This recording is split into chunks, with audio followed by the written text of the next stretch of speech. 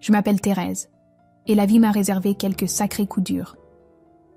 En grandissant, nous étions une famille assez ordinaire. Maman, papa et mes jeunes frères et sœurs, Carole et Michel. Papa travaillait comme ingénieur. Maman était institutrice. Et nous vivions assez confortablement.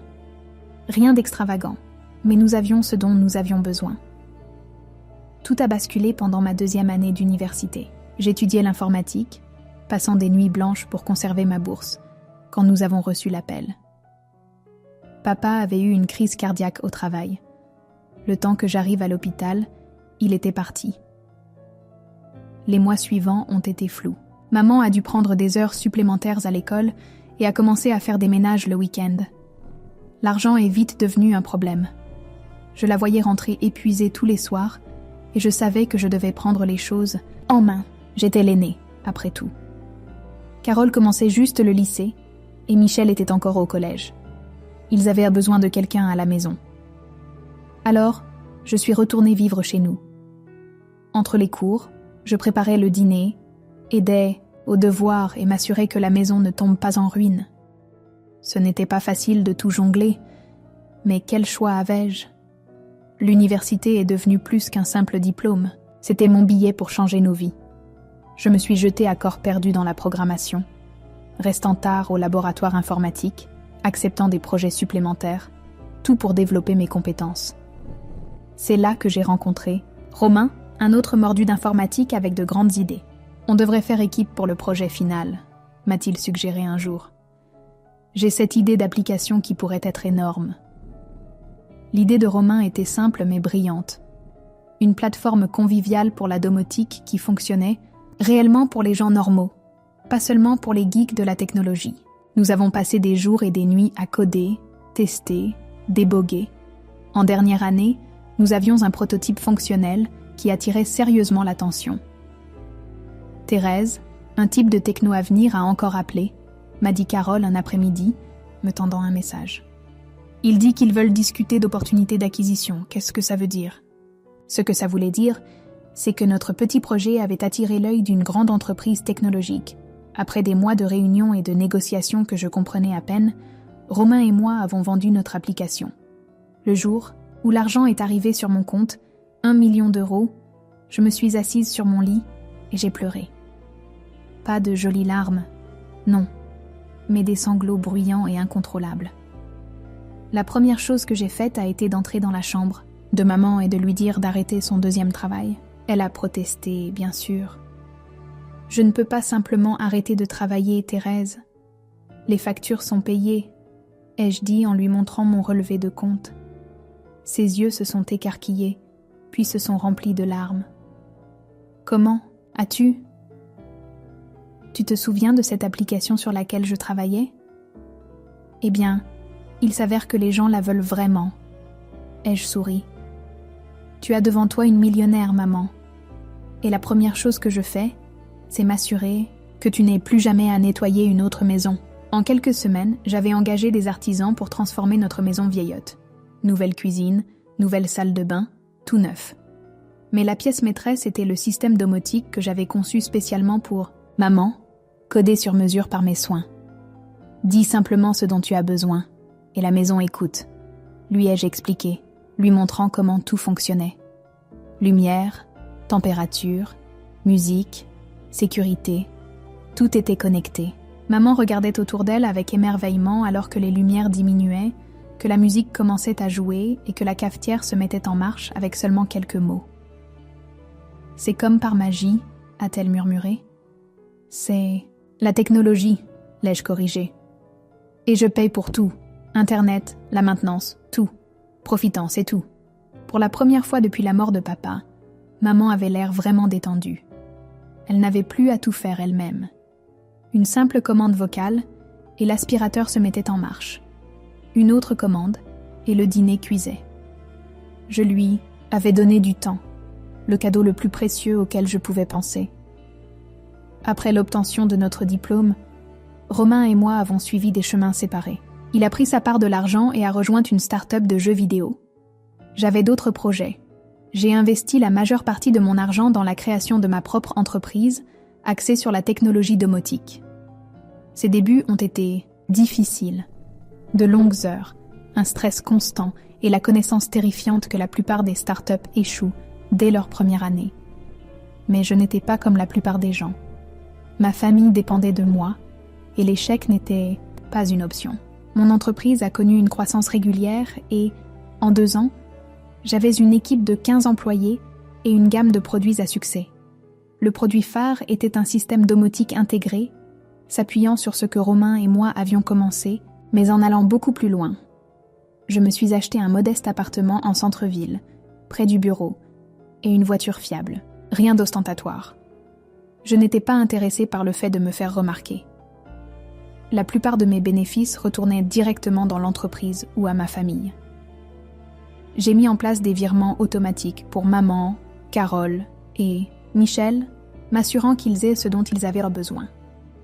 La vie s'est installée dans une routine au cours des années suivantes. Mon entreprise prospérait et je me suis surprise à apprécier réellement les défis de la gestion d'une entreprise technologique. Pendant ce temps, ma famille semblait s'adapter à notre nouvelle réalité financière. Certains mieux que d'autres. Maman a pleinement embrassé sa vie de femme au foyer. Après des années à s'épuiser au travail, elle méritait cette pause. Je passais chez elle environ 1 fois par semaine, et elle était toujours reposée et souriante, impatiente de me montrer comment elle avait réarrangé les meubles ou quelle nouvelle recette elle avait essayée. Carole et Michel, c'était une autre histoire. Après le lycée, ils ont tous les deux tenté l'université sans grande conviction, mais ont abandonné en moins d'1 an. Je n'étais pas ravie, mais je me suis dit qu'ils avaient besoin de temps pour trouver leur voie. « Quelle est l'urgence ?» a dit Michel quand je l'ai interrogé. « Tout le monde ne veut pas être un bourreau de travail comme toi, Thérèse. » Ça m'a blessée, mais j'ai ravalé ma remarque. À la place, je leur ai loué des appartements à tous les deux et mis en place des virements mensuels sur leur compte, 2 000 € chacun, plus la prise en charge de leur loyer. Plus que généreux, pensais-je. Juste le temps que vous trouviez votre voie, leur ai-je dit. Ce n'est pas pour toujours. Mais les mois se sont transformés en années, et ils n'avaient toujours pas trouvé leur voie. Carole passait d'un petit boulot à l'autre dans la vente, travaillant juste assez pour sauver les apparences. Michel était encore pire, acceptant des missions occasionnelles dans un magasin de bricolage, mais passant le plus clair de son temps à jouer aux jeux vidéo et à faire la grasse matinée. « Vous devez trouver quelque chose de stable », leur ai-je sermonné lors de notre dîner mensuel. « Je ne peux pas subvenir à vos besoins éternellement, vous savez. Quand je me marierai et aurai des enfants un jour, mes priorités changeront. » Ils hochèrent la tête et promettèrent de chercher de meilleurs emplois. Mais rien ne changeait jamais. Au fond de moi, je savais que c'était en partie ma faute. Je leur avais trop facilité la vie. Ils n'avaient jamais eu à s'inquiéter du loyer ou des factures. Alors pourquoi se démener ? Maman n'arrangeait pas la situation. Environ 6 mois avant son 55e anniversaire à venir, elle a commencé à lancer des allusions sur son désir d'avoir une maison de campagne. « Ne serait-ce pas charmant d'avoir un endroit en dehors de la ville ?» disait-elle nonchalamment. Puis elle a commencé à m'envoyer des textos avec des annonces et des photos de belles maisons de campagne. « Regarde celle-ci, Thérèse. Le jardin est parfait pour les fêtes d'été. » Je répondais principalement par des textos vagues comme « très joli » ou « bel endroit ». Je ne lui ai jamais rien promis, mais elle semblait prendre mes réponses comme un encouragement. Un soir, au début du printemps, j'étais assise dans mon appartement, parcourant mes emails professionnels, quand je me suis souvenue que l'anniversaire de maman était dans seulement 1 mois. Je devais organiser quelque chose de spécial.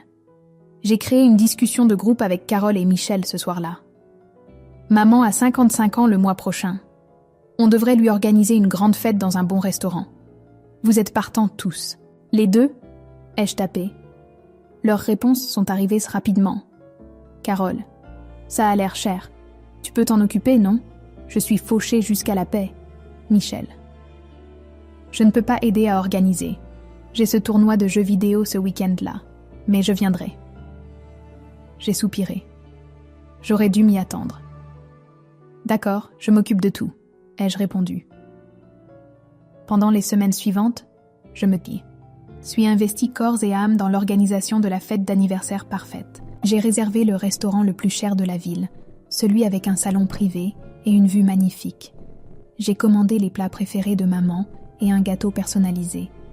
Mais le vrai coup de maître a été de retrouver les cousins, de maman de Lyon et sa colocataire d'université de Lille, des gens qu'elle n'avait pas vus depuis des années. J'ai payé leurs billets de train, leur chambre d'hôtel, tout. Maman avait souvent mentionné qu'il lui manquait, et je savais que les revoir rendrait sa journée spéciale. Le grand jour est arrivé, et tout semblait parfait. Le restaurant s'était surpassé avec les décorations, le salon privé scintillait à la lueur des bougies, et le visage de maman quand elle est entrée et a vu ses amis perdus de vue depuis longtemps était tout ce que j'avais espéré. La soirée s'est déroulée à merveille. Nous avons mangé, bu, ri à de vieilles histoires. Les collègues de maman ont partagé des anecdotes embarrassantes de la salle des professeurs. Ses cousins ont apporté de vieilles photos de famille que personne d'entre nous n'avait vues. Les retrouvailles rendaient clairement maman heureuse, ce qui valait bien toute l'organisation. Quand le dîner fut terminé, ce fut l'heure des cadeaux. Michel a commencé, tendant à maman un petit paquet emballé à la hâte. « C'est un cadre, photo numérique », a-t-il expliqué pendant qu'elle l'ouvrait. « Carole et moi l'avons rempli de photos de famille. »« Oh, c'est merveilleux !» s'est exclamé maman en les serrant tous les deux dans ses bras. « J'en voulais un depuis des lustres. Je savais pertinemment que le cadre n'avait pas pu coûter plus de 40 € et que Carole avait probablement fait tout le travail de chargement des photos. Mais la réaction de maman était sincèrement ravie. Puis ce fut mon tour. Je me suis levée, un verre à la main. « Maman, pour ton anniversaire, je voulais t'offrir quelque chose de significatif. Alors j'ai organisé cette fête et je t'ai réunie avec des personnes qui te manquaient depuis des années. J'ai fait venir tante Linda et oncle Pierre de Lyon et Sarah de Lille, parce que je sais à quel point ils comptent pour toi. J'ai fait un geste vers la magnifique salle. Et je voulais que tu passes cette soirée spéciale, entourée de tous ceux qui t'aiment, en dégustant la meilleure cuisine de la ville. Joyeux anniversaire, maman. » Je m'attendais à un sourire, peut-être un merci ému. Au lieu de cela, le visage de maman s'est assombri à chaque mot que je prononçais. Au moment où j'ai terminé, elle était visiblement contrariée, les lèvres pincées. Le silence qui a suivi était insupportable. Tout le monde semblait retenir son souffle. Finalement, maman s'est levée, sa chaise a raclé bruyamment sur le sol. « Je tiens à remercier mes plus jeunes enfants pour leurs cadeaux attentionnés aujourd'hui », a-t-elle dit, la voix tendue. « Mais je suis déçue que ma fille aînée n'ait pas jugé bon de m'offrir quoi que ce soit pour ma journée spéciale. » La salle est devenue silencieuse.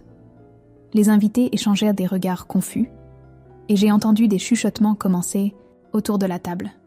« Mais j'ai organisé toute cette fête », ai-je dit, sidérée. « J'ai fait venir tes proches, réservé ce restaurant. Tout ça, c'est mon cadeau pour toi. » Maman a eu un rire méprisant. « N'importe qui peut payer pour un dîner, Thérèse. Ce n'est pas un vrai cadeau.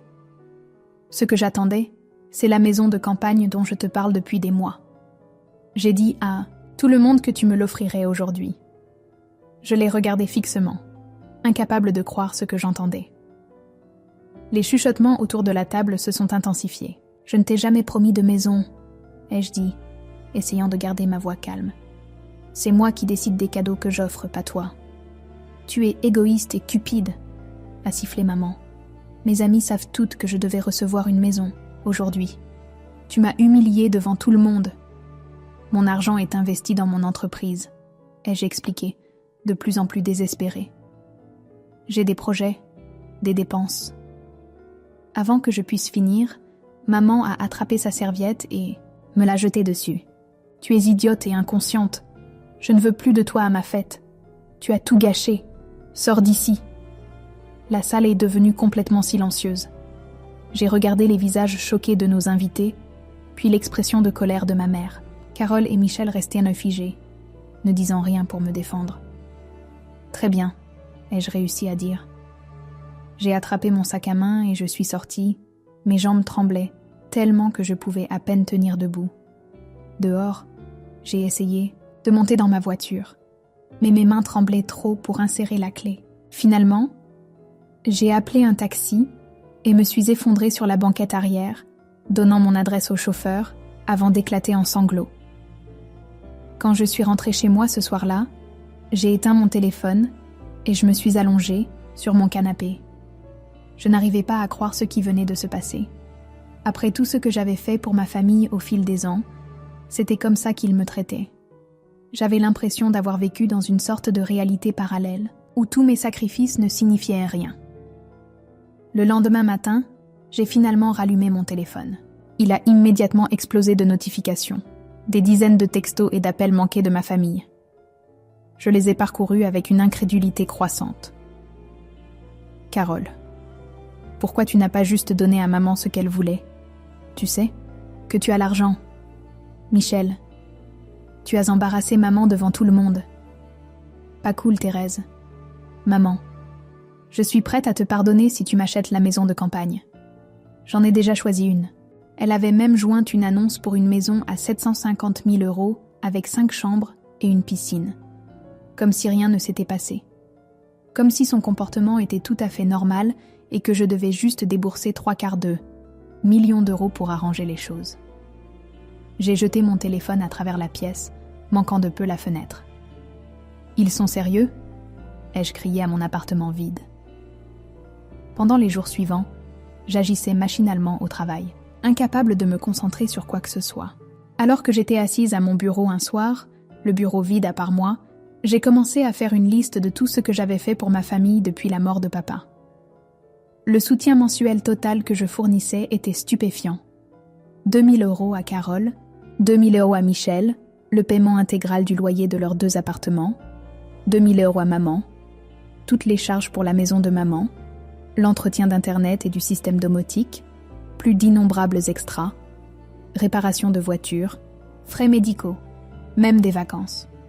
Quand j'ai tout additionné, je dépensais plus de 10 000 € chaque mois pour ma famille. Et cela n'incluait pas les dépenses ponctuelles comme la fête d'anniversaire, l'achat de la voiture ou la rénovation de la maison. Pas étonnant que mes frères et sœurs n'aient jamais conservé d'emploi stable. Ils n'en avaient pas besoin. Pourquoi travailler à plein temps au magasin de bricolage quand votre sœur vous envoie 2 000 € chaque mois sans poser de questions? La réalisation m'a frappée comme un coup de massue. Tout ce temps, je pensais les aider, mais en réalité, je les empêchais de grandir. Carole avait maintenant 27 ans, Michel 25. Ils devraient avoir des carrières, des ambitions, quelque chose. Au lieu de cela, ils occupaient des emplois à temps partiel juste pour avoir quelque chose à faire, sachant que leur grande sœur les tirerait toujours d'affaire. Et maman, elle était passée de la gratitude pour mon aide à l'attente à l'exigence. Le système domotique qui avait été autrefois un cadeau miracle n'était plus maintenant qu'une chose à laquelle elle avait droit. Et apparemment, une maison de campagne aussi. J'ai pris ma décision sur le champ. Ouvrant ma messagerie électronique, j'ai écrit un message à maman. J'ai réfléchi à ce qui s'est passé à ton anniversaire. Je ne t'achèterai pas de maison, de campagne, ni maintenant, ni jamais. Ce sujet est clos. De plus, je coupe tout soutien financier avec effet immédiat. Tu te débrouilles seule désormais. J'ai cliqué sur « Envoyer » avant de pouvoir changer d'avis. Ensuite, j'ai appelé le fournisseur d'accès à Internet et j'ai annulé le service à la maison de maman. Sans Internet, le système domotique s'arrêterait complètement. Tout l'équipement personnalisé que j'avais installé, les stores automatiques, les appareils à commande vocale, le système de sécurité, rien de tout cela ne fonctionnerait sans la connexion au serveur de mon entreprise. Ensuite, j'ai annulé tous les virements automatiques vers les comptes des membres de ma famille. J'ai senti un poids s'enlever de mes épaules à chaque appel. Enfin, je me suis connectée au portail de paiement des factures et me suis retirée en tant que partie responsable des factures de maman. Les retombées ont été immédiates et intenses. Mon téléphone n'a pas arrêté de sonner pendant des jours. J'ai bloqué leur numéro, mais ils ont trouvé de nouvelles façons de me joindre. Ils se sont présentés à mon immeuble, exigeant qu'on les laisse monter. Je suis désolée, mademoiselle Dubois, mais votre mère est à nouveau en bas, m'a appelé le concierge de mon immeuble un matin. Elle est assez énervée. Ne la laissez pas monter, ai-je ordonné. En fait, je vais vous envoyer par email des photos de toute ma famille. Aucun d'entre eux ne doit être autorisé à entrer dans l'immeuble, en aucune circonstance. C'était dur mais nécessaire. J'ai changé mes itinéraires pour aller au travail, varié mes horaires et veillé à être particulièrement attentive à mon environnement. Une partie de moi se sentait terriblement mal de les avoir coupés. Si complètement. Mais une autre partie se sentait libre pour la première fois depuis des années. Une semaine plus tard, ma tante Linda a appelé. J'ai failli ne pas répondre, soupçonnant maman de l'avoir poussée à le faire. Mais la curiosité l'a emportée. « Thérèse, je voulais juste prendre de tes nouvelles, » a-t-elle dit. « La façon dont ta mère t'a traité là-bas, eh bien, ce n'était pas juste. » J'ai ressenti une vague de gratitude qu'au moins certains voient les choses de mon côté. « Comment va-t-elle » ai-je demandé, pas sûre de vouloir vraiment savoir. « Eh bien, elle a dû remplacer tous les appareils électroménagers de la maison, » m'a dit Linda. Après la coupure d'Internet, aucune de ces technologies sophistiquées ne fonctionnait plus. Elle a appelé une entreprise locale pour essayer de réparer, mais ils ont dit que c'était une technologie propriétaire à laquelle ils ne pouvaient pas accéder. Je savais que ça arriverait. Mon système domotique était conçu pour être géré exclusivement via la plateforme de mon entreprise. Sans accès, ce n'était que du matériel cher et inutile. Elle a dû vendre la plupart à perte et acheter des appareils normaux, a poursuivi Linda. Ça lui a coûté assez cher, d'après ce que j'ai compris. Et Carole et Michel, n'ai-je pu m'empêcher de demander. Ils ont emménagé de nouveau chez ta mère. Ils ne pouvaient plus payer leur appartement. Mais ils travaillent tous les deux à plein temps maintenant. Une première, j'imagine. Cette nouvelle m'a en fait du bien. Ils travaillaient à plein temps, subvenaient réellement à leurs besoins pour une fois. Peut-être que cette approche d'amour vache fonctionnait après tout. Après avoir raccroché, je me suis assise sur mon balcon avec un verre de vin, regardant les lumières de la ville s'allumer à la tombée de la nuit. J'ai réalisé que j'avais porté ma famille comme un fardeau pendant si longtemps que j'avais oublié ce que c'était d'être libre. Il y avait de la culpabilité, oui, beaucoup. Mais sous cela, il y avait autre chose, du soulagement. 3 mois se sont écoulés sans aucun contact de ma famille. Je me suis plongée dans le travail. J'ai lancé une nouvelle gamme de produits et j'ai même commencé à sortir avec un homme. La vie était belle, différente, mais belle. Je n'avais cependant pas complètement coupé mes sources d'informations. Ma tante Linda appelait encore occasionnellement avec des nouvelles, ce que je redoutais et attendais avec impatience à la fois. « Je pensais que tu voudrais savoir », a-t-elle dit lors d'un de nos appels. « Carole et Michel ont dû vendre ces voitures, de luxe que tu leur avais achetées. La Mercedes et cette voiture de sport. » Je n'étais pas surprise. Ils avaient besoin d'argent, je suppose. Ils travaillent tous les deux à plein temps maintenant, a confirmé Linda. Michel est dans un magasin d'électronique au centre, commercial, et Carole a finalement obtenu un poste stable dans cette boutique. Mais ils vivent toujours chez ta mère. Ils ne peuvent plus se permettre leurs propres appartements. Une partie de moi a ressenti un pincement de culpabilité. Mais je me suis rappelé que c'était exactement ce qui devait arriver. C'étaient des adultes qui devaient subvenir à leurs besoins, pas des dépendants perpétuels. Comment maman vit-elle tout ça ? Ai-je demandé, me préparant au pire. Linda a soupiré. Elle parlait de te poursuivre en justice, crois-le ou non, quelque chose à propos de cadeaux promis et d'abandon financier. Mon sang s'est glacé. Elle ne peut pas être sérieuse. Carole et Michel l'en ont dissuadée, heureusement. Ils lui ont dit qu'elle ne gagnerait jamais et que ce serait juste gaspiller de l'argent qu'ils n'ont pas. Mais elle est toujours assez amère. Au travail, le lendemain, mon assistante m'a appelée sur l'interphone. Il y a une femme nommée Carole qui insiste pour vous voir. Elle dit qu'elle est votre sœur. Mon cœur s'est mis à battre fort. Que veut-elle ? Elle n'a pas voulu le dire, juste que c'est urgent. J'ai pris une profonde inspiration. Dites-lui que je suis en réunion toute la journée et que je ne peux pas être dérangée. Plus tard dans la journée, j'ai vérifié les enregistrements de sécurité. Carole était effectivement venue au bureau, l'air très différent de ceux dont je me souvenais. Ses vêtements de marque avaient disparu, remplacés par un simple jean et un pull uni. Elle s'était disputée avec la réceptionniste pendant un moment avant de finalement partir.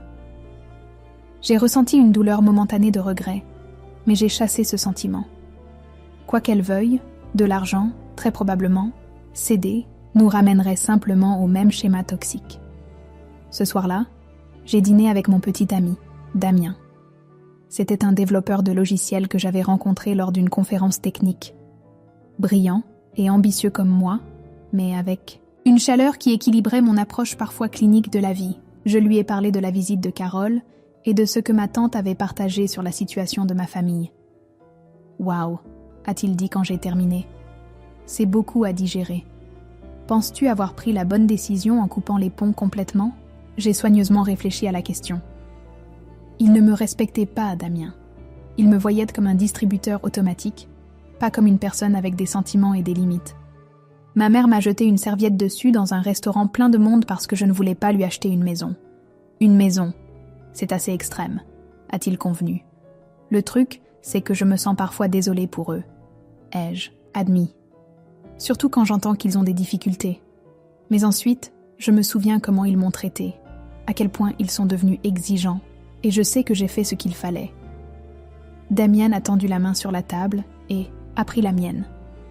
Pour ce que ça vaut, je pense que tu as bien fait aussi. Parfois, les décisions les plus difficiles sont les bonnes. Dans les semaines qui ont suivi, j'ai canalisé toute mon énergie dans mon entreprise. Nous développions une nouvelle application commerciale de ma technologie domotique, quelque chose qui pourrait révolutionner les immeubles de bureaux et les espaces commerciaux. Le projet m'a absorbé de la meilleure façon possible. J'ai aussi passé plus de temps avec Damien, dont la compréhension et le soutien signifiaient plus pour moi que je ne pouvais l'exprimer. Il avait grandi dans une famille très unie et avait parfois du mal à comprendre la rupture complète avec la mienne. Mais il ne m'a jamais jugé pour cela. J'ai reçu d'autres messages de Carole et même de Michel au cours du mois suivant, mais je les ai supprimés sans les lire. Quoi qu'ils veuillent, réconciliation, pardon, argent, je n'étais pas prête. Peut-être que je ne le serai jamais. Tante Linda a rapporté que maman avait commencé à travailler à temps partiel comme réceptionniste pour compléter ses revenus. Premier vrai travail qu'elle ait eu depuis des années, a noté Linda. Elle se plaint constamment de devoir travailler à son âge. Elle n'a que 55 ans, ai-je souligné. Beaucoup de gens travaillent bien au-delà de 60 et 70 ans. Je le sais, et tu le sais, mais ta mère semble penser qu'elle a le droit de prendre sa retraite anticipée aux frais de quelqu'un d'autre. Ce commentaire a tout clarifié pour moi.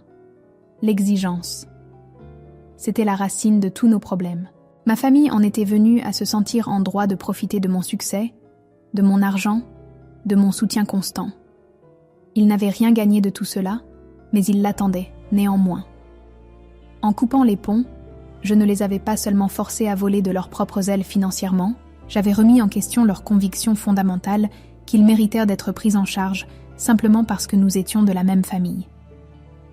6 mois après le désastre de la fête d'anniversaire, j'ai croisé Michel dans un café, près de mon bureau. J'ai failli ne pas le reconnaître. Il s'était coupé les cheveux et portait un uniforme de magasin avec un badge nominatif.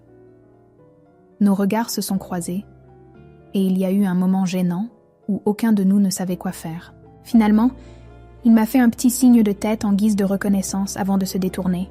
Je suis partie sans rien dire. Qu'y avait-il à dire, vraiment ? Désolée que ta vie facile soit terminée ? Désolée que tu doives travailler à plein temps comme la plupart des adultes ? Les mots auraient été vides. Ce soir-là, j'ai regardé de vieilles photos de famille d'avant la mort de papa, avant que l'argent ne change tout. Nous avions l'air heureux, normaux. Je me suis demandé si nous retrouverions un jour un semblant de cette famille d'avant.